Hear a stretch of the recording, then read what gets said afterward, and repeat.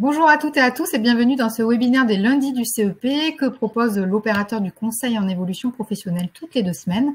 Et aujourd'hui, on va parler de métiers qui ont du sens en faisant un zoom sur les métiers du secteur de l'aide à domicile et de la mutualité. Tout au long de ce webinaire, vous avez la possibilité de nous adresser des questions. Utilisez bien l'onglet « Questions » de l'outil, sinon on ne pourra pas y répondre. Vous aurez la possibilité également de voir le replay de ce webinaire qui sera à disposition sur le site des lundis du CEP.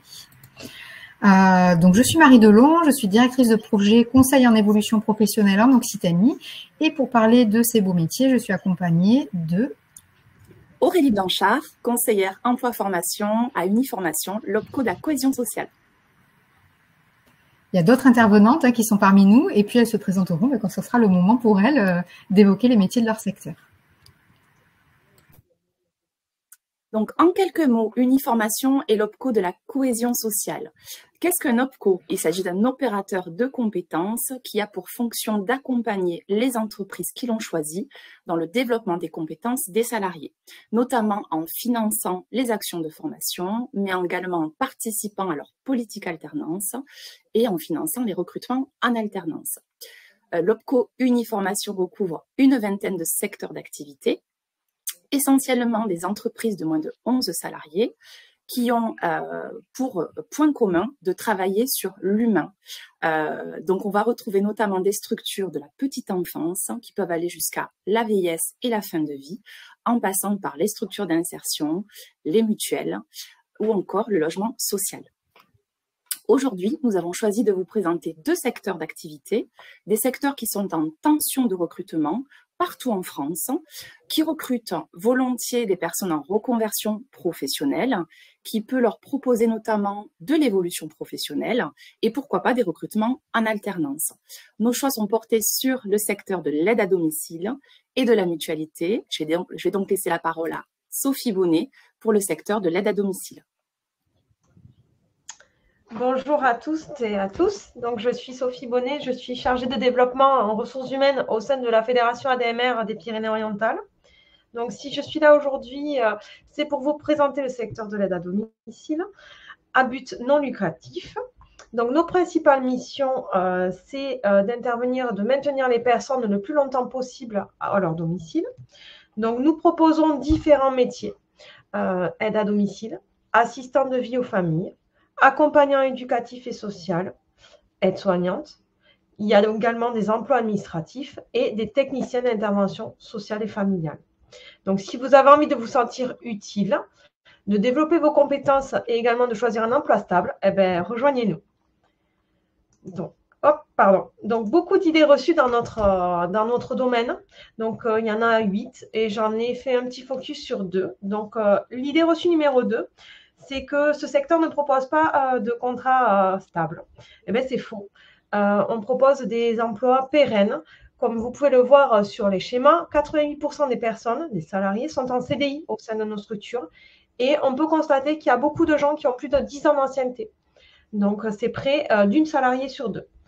Donc, on peut voir que voilà, c'est plutôt pérenne. Idée reçue numéro 4, l'évolution professionnelle n'est pas possible. Il paraît que tout le monde peut faire ce métier sans diplôme et sans formation. Eh bien, c'est faux. Nos structures mettent en place une politique de formation dynamique et ambitieuse. Donc, on peut voir que 65% du personnel est diplômé. Les salariés de nos associations sont formés afin qu'on puisse leur donner aussi les clés pour intervenir et permettre aux personnes de rester le plus longtemps possible chez eux. On les forme tout au long de leur carrière par des formations diplômantes ou certifiantes ou même à thème. Et Uniformation, notre OPCO, nous accompagne pour qu'on ait une politique dynamique et ambitieuse. J'ai fait un petit focus sur les métiers de notre service. Donc, j'ai pris assistant de vie aux familles ou accompagnant éducatif et social. Et pour terminer, un poste en administratif responsable de secteur. C'est quand même des emplois phares de nos services. Donc, un assistant de vie au domicile, il soutient à la vie quotidienne, accompagne et soutient aussi à la parentalité. Un accompagnant éducatif et social, lui, j'ai bégayé, il soutient à l'intégration sociale il met en place les projets personnalisés et il fait du conseil et de la médiation auprès des personnes. Et le responsable de secteur, lui, il élabore les plannings, il a une relation avec les bénéficiaires usagers et il fait également de la gestion en ressources humaines puisqu'il encadre les équipes d'intervenants à domicile. Donc, comme vous pouvez le voir, on a une rémunération. Donc, j'ai essayé d'être le plus transparent possible avec notre convention collective puisque c'est sur la base d'échelons. Donc, quand on est débutant, par exemple, en assistant de vie, on démarre à 2048,35 € brut. Et on ajoute là des éléments complémentaires de rémunération, donc les diplômes. Donc, pour assistant de vie, ça sera en fonction du diplôme d'assistant de vie. Également pour accompagnant éducatif et responsable de secteur, qui, vous pouvez le voir en échelon 1, démarre à 2175,29 €. Donc, on peut voir qu'il y a plusieurs passerelles au sein de nos métiers, puisqu'on peut très bien démarrer sans diplôme et pouvoir faire un parcours professionnel au sein de nos structures. Donc, on peut démarrer en tant qu'aide à domicile, basculer en tant qu'assistant de vie aux familles, qui est un niveau BEP, CAP. Puis, on peut aussi basculer en tant qu'accompagnant éducatif et social, qui, lui, est le premier diplôme du travail social et qui est aussi équivalent BEP, CAP. Et on peut basculer sur responsable de secteur ou coordinateur de service à domicile, qui, lui, équivaut à un bac plus 2.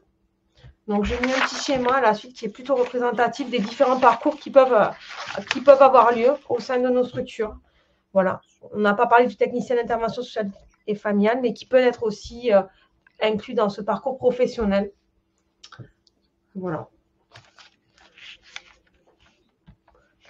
Pour conclure, si je partage ce petit schéma que je trouve qui représente bien nos métiers, si vous avez vraiment envie de vous sentir utile, faire un métier qui a du sens, participer au maintien à domicile, n'hésitez pas à faire des immersions professionnelles, donc des PMS-TMP, et valider peut-être un futur projet et intégrer nos équipes pour suivre un projet professionnel avec nous. Je vous remercie de votre écoute. N'hésitez pas si vous avez des questions sur ces différents métiers, si vous avez envie d'en savoir plus sur comment on y accède, comment on évolue, etc. On a une experte du secteur, donc il n'y a pas de questions, c'est que ça doit être assez clair. Mais si vous en avez, surtout, n'hésitez pas, ce webinaire, il est fait pour ça. Voilà. Il y a une question d'ailleurs, bonjour, est-ce assimilé à la FPH? J'imagine que c'est la fonction publique hospitalière. Si je fais une petite déduction logique, je pense que c'est ça. Donc, il y a une question, est-ce que ces métiers, finalement, sont assimilés à la fonction publique hospitalière? Donc, on n'est pas assimilé à la fonction publique hospitalière puisqu'on dépend de la convention collective de l'aide à domicile. Donc, non, nous ne sommes pas, mais il peut y avoir des passerelles pour certains métiers. Aide-soignant peut très bien être pratiqué dans nos métiers à nous aussi, puisque la particularité de l'aide-soignant, par exemple, en domicile, c'est qu'il va aller au domicile des personnes, au lieu que ça soit en structure. Je ne sais pas si j'ai bien répondu à votre question. Là, ce qu'il faut peut-être préciser, c'est qu'effectivement, on parle du secteur de l'aide à domicile, où les métiers finalement peuvent s'exercer au sein d'associations, comme c'est le cas du coup pour l'ADMR que Sophie représente, et ça peut aussi s'exercer auprès justement au sein de services publics entre guillemets, où là les personnes peut-être sont justement fonctionnaires ou en tout cas salariés de la fonction publique. Mais c'est vrai que là le secteur qui est présenté, c'est des salariés du coup de droit privé, puisque travaillant au sein d'associations d'aide à domicile. C'est ça. Ces métiers de diplôme peuvent être transposés sur les structures, mais on ne dépend pas de la même convention collective. Après, il y a une approche plus structure quand on rentre dans une structure où on est dans le même cadre avec les collaborateurs, alors qu'au domicile, on a des collaborateurs, mais qui ne sont pas forcément physiquement présents, mais qu'on peut avoir. Et on est vraiment au domicile, on s'adapte à chaque domicile. Il n'y a pas de, c'est pas une structure.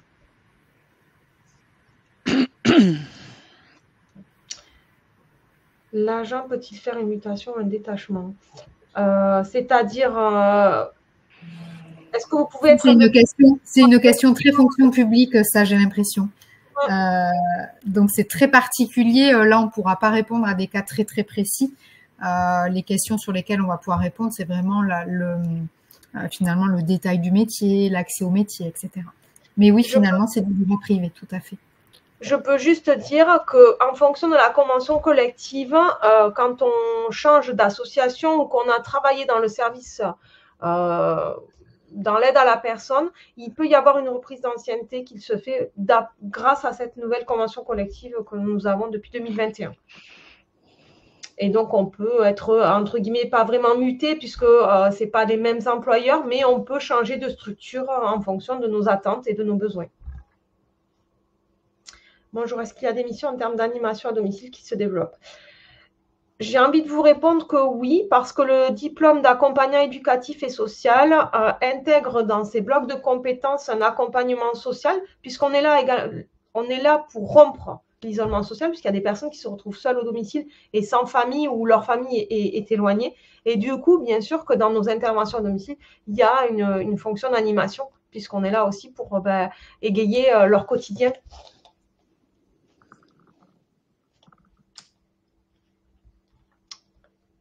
Alors, j'ai un BTS assistant de gestion, comment faire pour mon... Alors, très bonne question. Donc, vous pouvez, et ce qui est super intéressant, c'est faire une PMSMP. Donc, c'est une période d'immersion en milieu professionnel que vous demandez par le biais de Pôle emploi. Et ça vous permet de découvrir le métier et de valider ou non un projet. Et ensuite, vous pouvez intégrer nos structures par le biais de contrats pro pour vous former tout en ayant un emploi. Et à la clé, il y a souvent un CDI avec un diplôme. Embauchez-vous des art thérapeutes diplômés au sein de votre structure. C'est une réflexion qui est très intéressante. Nous avons essayé d'accompagner une de nos intervenantes à domicile, en tout cas pour notre structure, sur un art thérapeute. Après, c'est compliqué parce qu'il ne faut pas qu'il y ait d'amalgame. Voilà. Mais ça peut être une approche intéressante puisque du coup, vous avez vraiment un autre apport. Et on le voit que dans les propositions des centres de formation concernant l'assistant de vie aux familles, ils intègrent des fois des petites particularités supplémentaires au bloc pour que les futurs assistants de vie, ils ont vraiment une multitude, entre guillemets, de services à proposer, hein, si je peux le dire comme ça. Si je peux compléter du coup, parce que les fameuses périodes d'immersion professionnelle, elles peuvent aussi être proposées par l'opérateur CEP pour les salariés. C'est-à-dire que bien sûr, Pôle emploi pour les demandeurs d'emploi le propose, mais si vous n'êtes pas demandeur d'emploi, que vous êtes finalement salarié, puisque là, Géraldine, vous dites que vous êtes en arrêt maladie, donc du coup, vous êtes peut-être encore salarié, même si vous ne travaillez pas, on va dire, tous les jours dans votre entreprise. Et donc là, l'opérateur du conseil en évolution professionnelle peut aussi vous proposer des conventions de stage pour aller découvrir un métier, par exemple, et puis confirmer que c'est quelque chose qui peut vous intéresser. Voilà. Et surtout, mais on le reprécisera à la fin, si ces métiers-là, finalement, ont pu vous convaincre, il ne faut pas hésiter à venir rencontrer un conseiller en évolution professionnelle, justement, pour en savoir un peu plus sur les métiers et voir aussi en fonction de votre situation, en fonction de votre parcours, des diplômes que vous avez déjà, comment vous pouvez y accéder facilement et puis surtout comment vous pouvez peut-être déjà faire un stage de découverte déjà dans un premier temps. Ça, il ne faut pas hésiter, mais on en reparlera à la fin.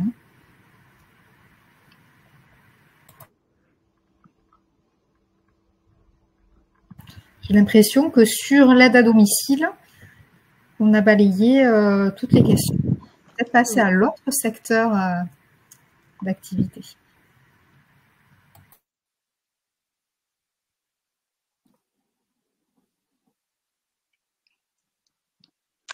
Bonjour à tous, donc je suis Valérie Tourissiri, je suis responsable formation au sein de la Mutuelle Via Santé. Donc je vais vous présenter ce secteur d'activité qui, comme l'aide à domicile, est un secteur très lié à l'humain. Alors on a tendance à parfois confondre un petit peu secteur assurantiel, secteur de la mutualité. Alors évidemment, on a des assureurs qui commercialisent des produits de mutualité, donc tout ce qui va toucher à la complémentaire santé. Néanmoins, on a des histoires, des historiques totalement différents et surtout, le secteur de la mutualité est vraiment ancré dans l'histoire avec des valeurs qui sont encore aujourd'hui en vigueur. Donc très rapidement, hein, on va pas réouvrir les livres d'histoire, mais pour vous donner quelques repères et surtout pour que vous puissiez comprendre, hein, pourquoi le secteur de la mutualité porte les valeurs qu'il porte aujourd'hui. Ce secteur a une histoire qui est porteuse de sens, hein, puisque si on revient assez loin en arrière, l'ancêtre de la mutuelle, hein, c'est les sociétés de secours mutuels au XIXe siècle. Quelques dates clés, 1945, les mutuelles deviennent ce qu'on connaît aujourd'hui des complémentaires santé, avec la création de la sécurité sociale. Donc on a cette combinaison, hein, sur la prise en charge des frais de santé, sécurité sociale et complémentaire santé. En 2001, le code de la mutualité, c'est-à-dire que le code qui régit le cadre réglementaire de la mutualité a été réformé. Et c'est là que se sont créés ce qu'on appelle les livres. Donc on a le livre 1, le livre 2, le livre 3. Alors c'est important d'en parler parce que ça explique vraiment les différents métiers de ce secteur de la mutualité. Alors je vous en cite 2 qui sont les plus importants. Le livre 2 qui va reprendre toutes les activités d'assurance de personnes. Donc là, c'est vraiment le cœur d'activité du secteur mutualité, hein, de la complémentaire santé. Et puis on a le livre 3 qui est plus axé sur les activités de soins et la promotion de la santé.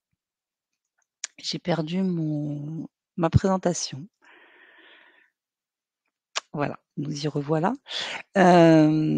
Donc ce secteur de la mutualité, cette offre de services autour de la complémentaire santé, il est réparti, comme vous pouvez le voir sur cette slide, hein, à 50% dans les mutuelles, à 33% dans les sociétés d'assurance et puis à 17% dans les instituts de prévoyance. Ça, c'est vraiment les gros acteurs du marché de la complémentaire santé.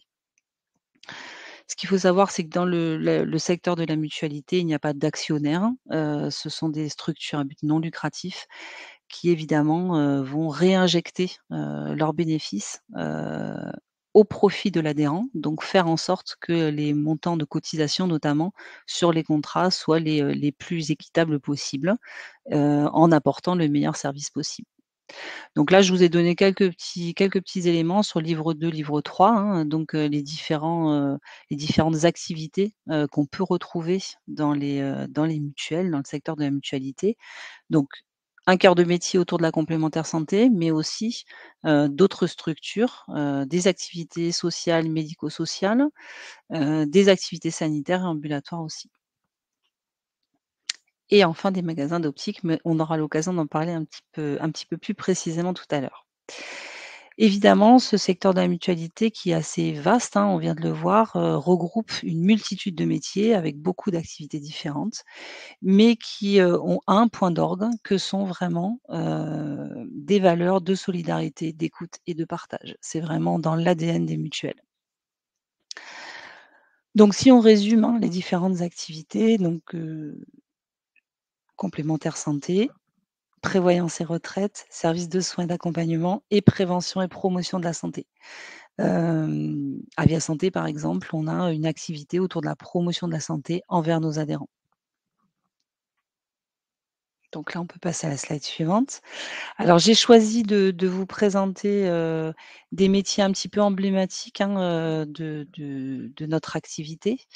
Les métiers de la relation client, pourquoi? Parce que, un adhérent, d'une mutuelle va avoir, très régulièrement besoin d'entrer en contact, hein, avec sa complémentaire santé, sur tout un tas de sujets, sur la vie de son contrat, sur, une problématique de remboursement, sur un niveau de prise en charge aussi quand il va avoir des soins à effectuer.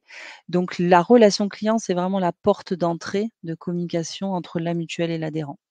Donc ce sont des métiers qui sont essentiels, qui ont beaucoup, beaucoup, beaucoup évolué ces dernières années. Donc là, je vous ai indiqué les missions vraiment, principales, hein. Évidemment, hein, un téléconseiller, un chargé de relations clients, il va avoir, pour première mission de traiter les appels entrants et sortants avec la meilleure qualité possible, un niveau d'écoute, le meilleur possible aussi, tout en respectant les procédures de la mutuelle. Il va devoir répondre aux demandes d'information des adhérents. Alors ces demandes d'information, elles peuvent être très diverses. Ça demande une connaissance, de l'environnement mutuel, des contrats aussi assez poussés. Le chargé de relations client va pouvoir aussi exécuter des actes de gestion, c'est-à-dire qu'il va intervenir, hein, ponctuellement sur, une problématique de contrat, par exemple. Donc ça peut différer un petit peu, hein, selon les mutuelles. Il va effectuer aussi parfois des campagnes d'appels sortants, pour apporter de l'information à ses adhérents, parfois aussi pour trouver de nouveaux adhérents. Il peut participer à des campagnes de fidélisation et des enquêtes de satisfaction aussi, pourquoi pas. En termes de diplôme, pour devenir chargé de relations clients, téléconseiller, alors la petite particularité de téléconseiller dans certaines mutuelles, c'est qu'il y a une dimension commerciale, c'est-à-dire c'est la dimension d'aller chercher de nouveaux adhérents. D'une mutuelle à l'autre, ça n'est pas forcément vrai. On se situe en termes de diplôme plutôt sur niveau bac, bac+2 ou une équivalence en expérience professionnelle. Ce sont des métiers qui sont aussi accessibles via des CQP, donc des certifications de qualification professionnelle. On a énormément aussi, d'offres de formation, hein, sur un niveau bac+2. Et puis, bien sûr, ce sont des métiers qui sont aussi accessibles via la VAE. En termes de perspective, quand on est, chargé de relations clients, quand on est, téléconseiller, c'est-à-dire qu'on est vraiment en première ligne dans une relation, omnicanal avec son adhérent. Alors pourquoi omnicanal? Mais parce que, aujourd'hui avec, la digitalisation des activités, on peut utiliser différents canaux pour entrer en relation avec son adhérent. Je vous donne un exemple. On a un adhérent qui veut souscrire une nouvelle complémentaire. Il peut aller, par exemple sur l'espace adhérent, d'une mutuelle, aller commencer à faire son adhésion, puis finalement il se rend compte qu'il a un petit peu de mal, donc il va aller contacter un chargé de relations clients pour l'aider à poursuivre son adhésion. Donc on parle d'omnicanalité parce qu'on va passer d'un canal de vente à un autre, de manière fluide et transparente pour l'adhérent. En termes de proximité métier, donc quand on est chargé de relations clients, on peut bien sûr évoluer vers, par exemple, des postes d'assistant commercial avec cette dimension, hein, de prospection. On peut aller aussi vers des métiers de gestionnaire dont je vais parler, dans un instant et puis aussi on peut devenir, conseiller mutualiste, c'est-à-dire que dans les contrats de complémentaires, on a soit des contrats individuels, soit des contrats collectifs. Donc les contrats collectifs, ce sont des contrats qui sont passés avec les entreprises puisque, depuis, 2013, une entreprise a obligation de proposer un contrat de complémentaire santé à ses salariés. Donc on peut devenir aussi conseiller pour accompagner des entreprises et pas seulement accompagner des adhérents individuels. Les métiers de la gestion. Donc là, on est vraiment au cœur du réacteur, hein, parce que qui dit contrat de santé, mais dit, besoin de gérer ces contrats, puisque, tout au long de la vie, un adhérent va avoir, des modifications à apporter sur son contrat, hein, s'il déménage, s'il se marie, s'il a un nouvel enfant, tout ça, tous ces événements de la vie font qu'on a besoin d'intervenir sur un contrat. Donc le gestionnaire, alors que ce soit côté gestion des contrats ou gestion des prestations santé, alors quand on parle de prestations santé, c'est quand la complémentaire va venir vous rembourser sur, un soin que vous avez pu, faire réaliser. Donc il y a la sécurité sociale qui vous remboursera une partie et puis la complémentaire santé qui va venir vous rembourser l'autre partie de votre dépense. Et donc c'est ce qu'on appelle les prestations de santé. Donc les missions des gestionnaires, alors on parle de gestionnaire expert. Donc gestionnaire expert, c'est le niveau dessus, hein. Donc là on monte en expertise, en technicité autour de la gestion des contrats et puis on peut aller jusqu'à technicien aussi et puis manager bien sûr, d'unités entières. Sur les missions, donc on va devoir enregistrer les actes de gestion, que ce soit collectif ou individuel, comme je viens de vous le préciser. On peut gérer l'ensemble des événements qui sont liés à un contrat. On peut vérifier la conformité de prescriptions médicales. Donc là, on a un rôle aussi à jouer, hein, autour de la fraude notamment.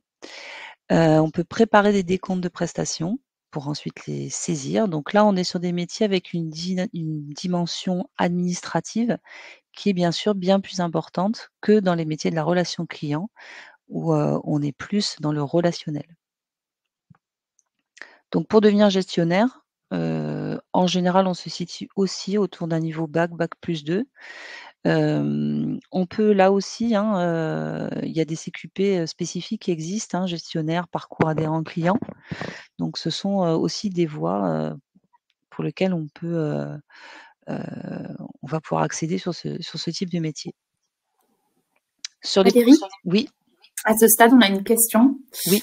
De Géraldine, donc qui nous demande, dans le cadre d'une inclus pro via Cap Emploi, j'ai postulé chez Via Santé pour un essai encadré afin de découvrir le secteur sur un poste de gestionnaire, mais je n'ai pas eu à ce stade de retour. Comment faire? Alors, avoir un petit peu de patience. On a un service recrutement, hein, évidemment qui gère toutes les demandes. Des réponses sont toujours apportées, quand on a des candidats qui postulent.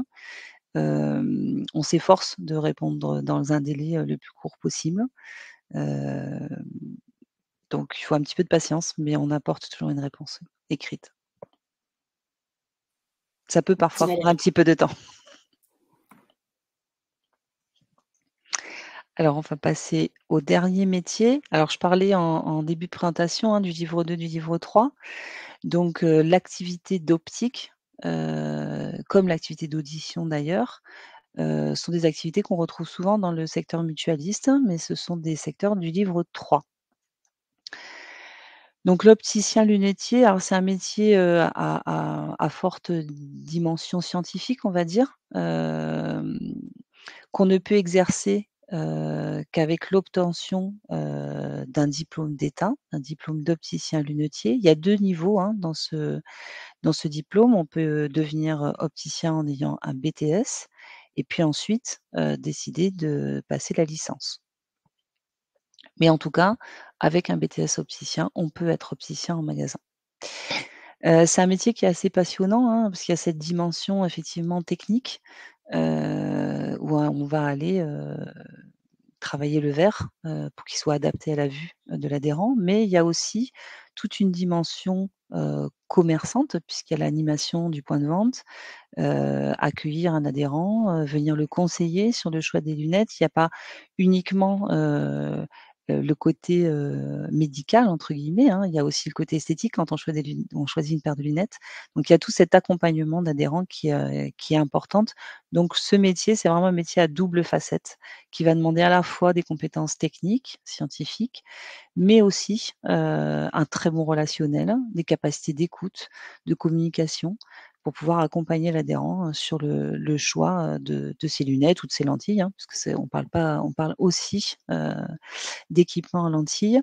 Il y a aussi des spécificités dans ce métier, hein. On a des opticiens qui sont plus ou moins spécialisés, par exemple, sur l'équipement des enfants, parce que ça demande, d'avoir une approche un peu particulière, parce qu'il y a des tout petits enfants qui parfois mettent des lunettes, donc c'est pas toujours facile.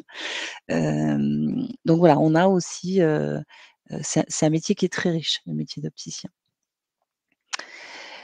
Donc on peut, au niveau du diplôme, on peut démarrer, sur une formation initiale avec un BTS ou une licence, mais on peut aussi accéder à ce métier, via la VAE ou la reconversion.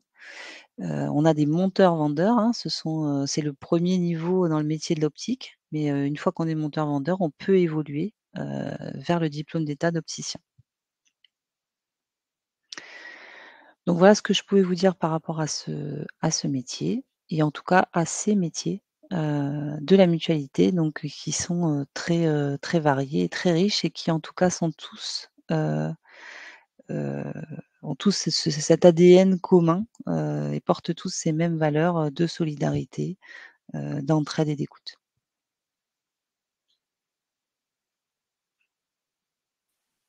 Merci beaucoup Valérie. Est-ce qu'on a d'autres questions?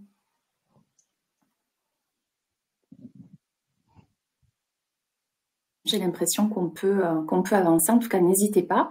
On va aller un tout petit peu plus loin. On va vous présenter les outils à disposition pour justement venir découvrir tous les métiers de la cohésion sociale. Donc, Uniformation met à votre disposition sur son site internet, et je vous ai joint le lien directement, plus de 170 fiches métiers de la cohésion sociale, où vous allez pouvoir faire une recherche métier, découvrir le contenu des tâches associées, voir également quels sont les diplômes ou les prérequis attendus, et vous allez pouvoir justement creuser ces questions métiers. Vous allez pouvoir aussi, par le biais de tests et de quiz, découvrir quels sont les métiers les plus proches de vos attentes et de vos appétences. Enfin, je vous ai mis une slide sur notre outil Alternance Connect qui va vous permettre de choisir et définir quelle formation vous pourriez suivre en alternance notamment pour accéder à ce type de métier. Donc, il suffit de rentrer par l'option métier ou par l'option diplôme et vous allez avoir en fait la liste des centres de formation en France qui proposent ce type de certification. Puisque peut-être pour compléter sur les présentations qui viennent de vous être faites par Sophie Bonnet et Valérie Tourisseri, effectivement, tous les métiers qu'on a présentés peuvent être accessibles par la formation professionnelle continue, par l'alternance ou par la VAE, et par l'alternance, Uniformation peut vous accompagner par ce biais-là.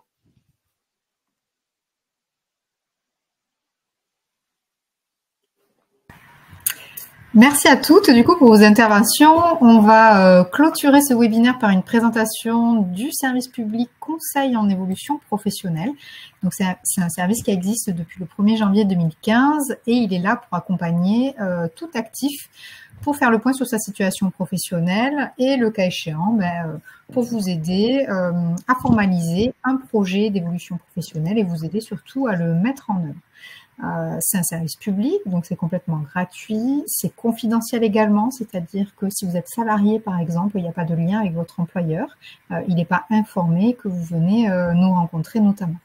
Le conseiller en évolution professionnelle, il a également une obligation de posture neutre, impartiale, etc., c'est-à-dire de vous conseiller par rapport à vos besoins, à vos priorités. Voilà, il n'y a pas de prescription vers tel ou tel métier ou tel organisme de formation notamment. Dans le cadre du conseil en évolution professionnelle, on va pouvoir vous accompagner, quelle que soit, on va dire, la nature de votre projet d'évolution professionnelle. Donc, ça peut être pour changer de métier, la reconversion, par exemple, mais ça peut aussi être pour un projet de création d'entreprise, un projet d'évolution en interne dans votre entreprise, un projet de développement des compétences sur votre poste de travail, un projet aussi de validation des acquis de l'expérience. Voilà, c'est tout ce qui touche à l'évolution professionnelle de façon générale. Le service, il est accessible en un ou plusieurs rendez-vous, en présentiel ou à distance, une seule fois ou plusieurs fois au cours de votre vie professionnelle. En fait, c'est vraiment en fonction de votre situation et de vos besoins.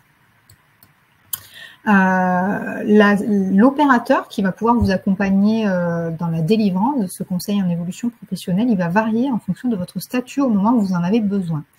Donc là, aujourd'hui, le webinaire, il est animé, en tout cas proposé par le réseau EVA. Et donc, nous, plus particulièrement, on accompagne, dans le cadre du conseil en évolution professionnelle, les salariés du secteur privé et les travailleurs indépendants. Si vous avez un autre statut, par exemple, vous êtes inscrit à Pôle emploi, c'est Pôle emploi qui va délivrer ce conseil en évolution professionnelle. Si vous êtes en situation de handicap, ça peut être Cap emploi. Et si vous êtes salarié cadre, par exemple, ça va être l'APEC, l'Agence pour l'emploi des cadres. Ce qu'il faut retenir, c'est que tout au long de votre parcours professionnel, vous avez un opérateur dédié qui va pouvoir vous accompagner. Il y a un site national qui est www.mon-cep.org. C'est le site national où vous allez pouvoir retrouver, en fonction de votre statut et de votre région, le bon interlocuteur et pour prendre rendez-vous notamment. Donc là, en fait, le conseil en évolution professionnelle, il va pouvoir vous aider si vous avez envie soit d'évoluer, soit de vous reconvertir vers les métiers de l'aide à domicile ou les métiers de la mutualité. On va pouvoir vous accompagner, en savoir un petit peu plus sur les métiers, à voir aussi comment vous pouvez y accéder. Est-ce qu'il y a une nécessité de passer par la formation ou pas en fonction de votre statut? Et s'il y a nécessité de passer par une action de formation, comment, laquelle et comment vous la financez surtout. Voilà, ça peut être utile de savoir ces choses-là. Et bien sûr, vous l'avez compris, on peut vous mettre à disposition des conventions de stage pour aller réaliser des immersions au sein des structures qui vous paraissent intéressantes près de chez vous. Voilà. On va en rester là. Du coup, vous pourrez regarder le replay si vous voulez. Vous avez aussi de nombreux autres lundis du CEP qui sont proposés toutes les 2 semaines environ, et peut-être qu'il y aura d'autres thématiques qui pourront vous intéresser. En tout cas, merci à toutes, Aurélie, Valérie et Sophie, d'avoir participé ce matin pour nous présenter ces beaux métiers.